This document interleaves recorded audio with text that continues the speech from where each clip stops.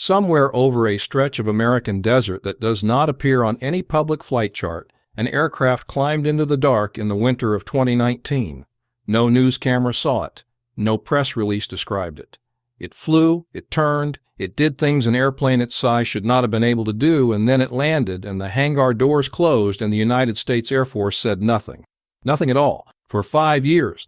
That silence was not an accident. That silence was the point. Because what rolled into that hangar was not just another fighter jet. It was the answer to a question the Pentagon had been asking since before most of its current pilots were born. What happens when the aircraft that guarantees American air dominance for the last 70 years, the F-22, the untouchable Raptor, finally meets its expiration date? Now, the answer has a name. The Air Force calls it the F-47. Classified insiders spent a decade simply calling it NGAD, Next Generation Air Dominance, and in boardrooms in Beijing and command bunkers outside Moscow, it has become the single most discussed, least understood, and most feared acronym in modern air power. This is the story of a machine most of the world has only seen in a handful of artist renderings. This is the story of the jet they are not allowed to talk about. To understand why the Pentagon was willing to spend billions of dollars on an aircraft the public still cannot see, you have to understand what changed in the skies over the last decade. For most of the 21st century, American air dominance was not a debate. It was a fact so total that entire wars were planned around the assumption that the sky simply belonged to the United States. The F-22 Raptor, introduced in 2005, was so far ahead of anything else flying that in 2 decades of combat operations, it has never lost an aircraft to enemy fire. Not one. But dominance built on a single airframe has a shelf life. And by the early 2020s, the two nations most invested in ending American air supremacy had both crossed a threshold that changed the calculation entirely. In 2024, Chinese state media confirmed flight testing of a massive tailless aircraft over the skies of Chengdu, a shape so unusual, so much larger than any fighter jet in service anywhere on Earth, that Western analysts spent months arguing over whether it was even a fighter at all, or something closer to a regional bomber wearing a fighter's designation. It has since become known publicly as the J-36. Within months, a second design appeared from Shenyang. 2 competing 6th-generation airframes from 2 competing Chinese design bureaus flying in the same year. Something China had never done before at this level of ambition.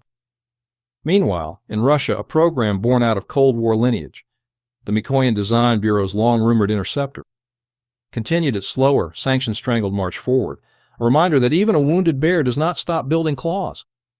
One widely circulated commentary from a Chinese state-affiliated defense outlet boasting about the J-36's unveiling put it this way: the age in which the American sky was uncontested had ended.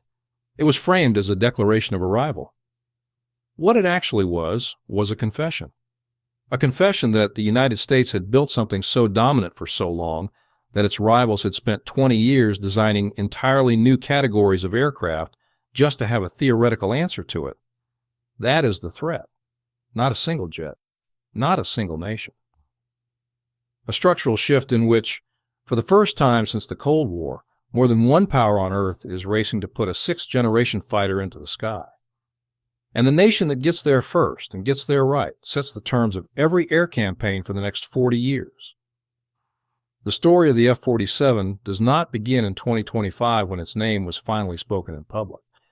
It begins over a decade earlier in 2014, inside a DARPA study with a bureaucratic, almost deliberately boring name, the Air Dominance Initiative. What that study concluded would quietly reshape American air power doctrine for a generation. A single aircraft, no matter how advanced, was no longer enough.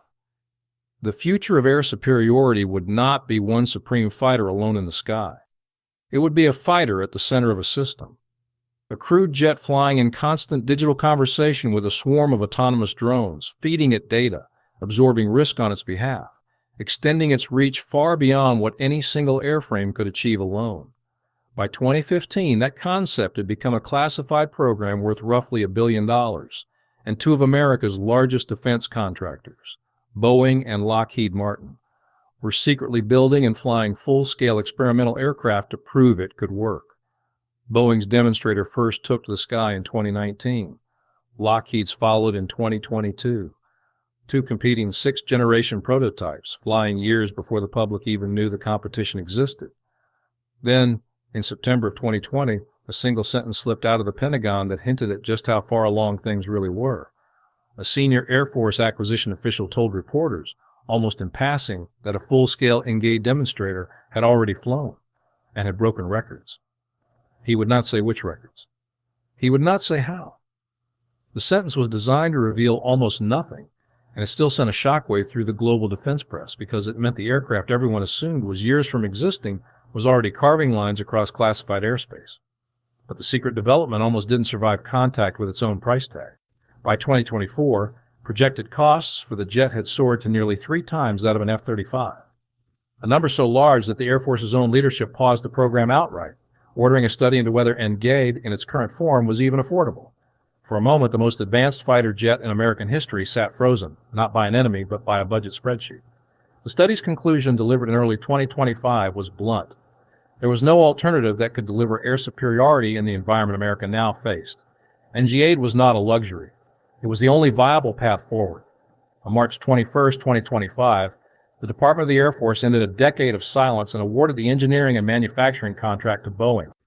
The aircraft finally had a name, the F-47, a number chosen, officials said, to honor the legacy of the P-47 Thunderbolt of the Second World War, the founding year of the United States Air Force, and the sitting president who pushed the program across the finish line when it had nearly died on the runway of its own budget. Within months, Air Force officials confirmed the unthinkable pace of what came next. The first F-47 airframe was already in production.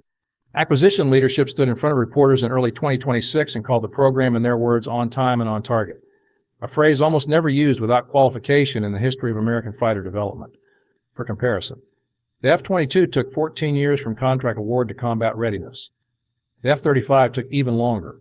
The F-47 is tracking toward a first flight by 2028, with the ink on its contract barely 3 years old. So what, exactly, is the machine that justified all of this urgency? Publicly, the Air Force will only confirm the broad strokes, and even those strokes are staggering. A combat radius exceeding 1,000 nautical miles, nearly double what current fighters can manage without refueling, meaning the F-47 can strike deep and return home without depending on tankers that an adversary could target, a top speed above Mach 2. More than 1,500 miles per hour, fast enough to close distance or break contact before an enemy system can fully react. And a fleet target of at least 185 aircraft, enough to match the F-22 fleet it will eventually replace. But the numbers, dramatic as they are not really the story. The story is what the numbers are hiding. Air Force leadership has said the F-47 will feature stealth that is, in their own words, more advanced than anything in the current fleet, which means more advanced than the F-22, an aircraft still considered nearly unmatched 2 decades after its introduction. It will require significantly less manpower and infrastructure to deploy than its predecessors, meaning it can operate from more locations, more quickly, with a smaller logistical footprint an adversary can target. It is being built on what the Air Force calls a government-owned digital architecture, meaning for the first time the Pentagon itself will control the core data and design framework rather than being locked for decades into a single contractor's proprietary systems the way it was with the F-35. But here is the detail that almost never makes the headlines, the detail that should. The F-47 is not designed to fight alone. It is designed to fly at the center of a formation of autonomous drone wingmen, collaborative combat aircraft, in Pentagon language, unmanned jets that can absorb the first radar contact, fire the first missile, take the first risk, while the pilot inside the F-47 stays a step back, watching a battle unfold across a dozen sensors at once, deciding which drone to release and when, like a chess grandmaster, who never has to sit in front of the board his opponent is actually attacking. That is the part that should genuinely unsettle a rival war planner. It is not simply that the aircraft is stealthier or faster. It is that the entire logic of aerial combat, one pilot, one radar, one missile at a time, has been quietly rewritten. The F-47 does not just enter a fight. It arrives with an entourage that has already started the fight before the enemy has confirmed anyone is even there. And this is where the information most people focus on completely misses the point. Everyone wants to know the top speed. Everyone wants to know the radar cross-section. But the most terrifying part of the F-47 program isn't what the jet can do in the sky. It's what happens on the ground months before it ever gets there. An aircraft built on an open architecture, Designed from its very first blueprint to accept upgrades, new sensors, and new weapons for the next 40 years without ever needing to be redesigned from scratch. The Raptor was frozen in time the moment it was built. Banned even from foreign sale, its production line shut down after less than 200 were made. The F-47 was built specifically so that it can never become obsolete the way its predecessor did. It is not a weapon. It is a living system designed to keep evolving faster than anyone trying to counter it. The moment the F-47 was confirmed, the reaction from Beijing and Moscow was not silence, it was recalibration. Chinese state media, which just months earlier had celebrated its own sixth-generation prototypes as proof that the era of American air dominance was ending, shifted almost overnight into a more measured, more careful tone. Describing the American program as a serious challenge requiring a serious response, rather than a fading empire's last gasp. That shift in language matters more than it sounds. Militaries do not change their public tone unless their private assessments have changed first. Behind closed doors, the calculus facing planners in Beijing is brutal in its simplicity. China has two competing sixth-generation prototypes flying test patterns. The United States has a fully funded, contract-awarded, manufacturing underway program with a confirmed 2028 first flight and a budget that grew to over $4 billion in a single fiscal year alone, the largest single-year investment in a crewed American fighter jet in more than 2 decades. One side is still deciding which prototype to commit to. The other side has already started building the production line. For Russia, the calculation is even starker. A defense industrial base strained by years of sanctions and a grinding war has left its own sixth-generation interceptor program moving at a fraction of the pace, with production numbers and engine development both lagging years behind schedule. Watching the F-47 accelerate is, for Moscow's planners, watching a gap widen that they currently have no realistic way to close. And this is precisely why the F-47 matters beyond its own cockpit. A sixth-generation fighter is not just a weapon platform.